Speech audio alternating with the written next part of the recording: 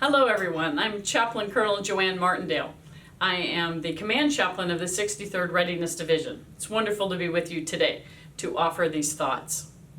So how many of you have ever been to Subway? I don't mean on a Subway, not in New York City, but going to have a Subway sandwich. Probably quite a few of you.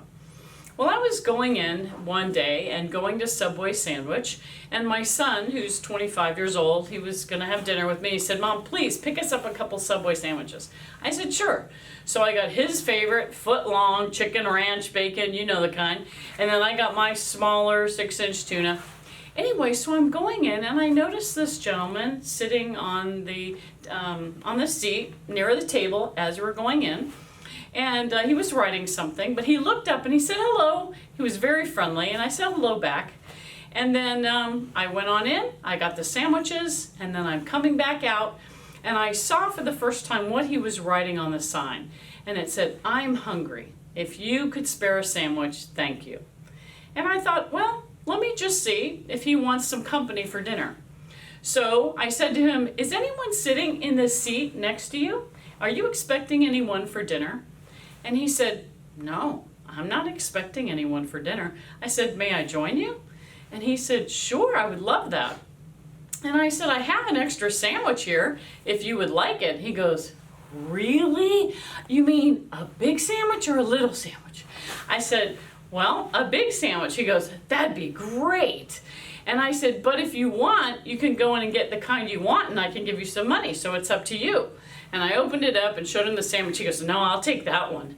I said, "Okay, sounds great."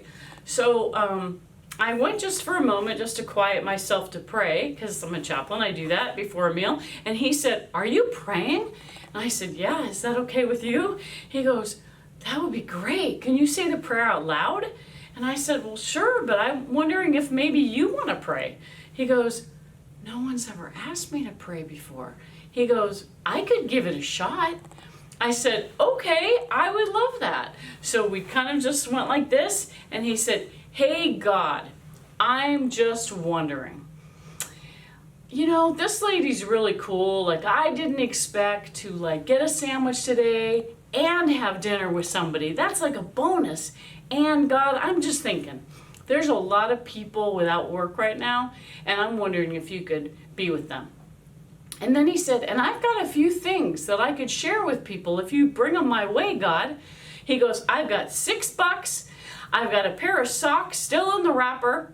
I've got some cinnamon gum, and I think that's all I've got. But," he said, "I could share that with anybody that you bring around." And that was the most beautiful prayer I've ever heard. He said, "Amen." And we sat and talked for about 45 minutes about his life, the things he was grateful for. He said he was a welder, but that he's out of work because of COVID. He's been trying to get a job, but he just can't get a job. He was evicted from his place, all that kind of thing. And he had an interview on Monday. And so I always have in my purse, I always have a hotel vouchers and Target cards, just because when I see people along the way, I sometimes like to give them out.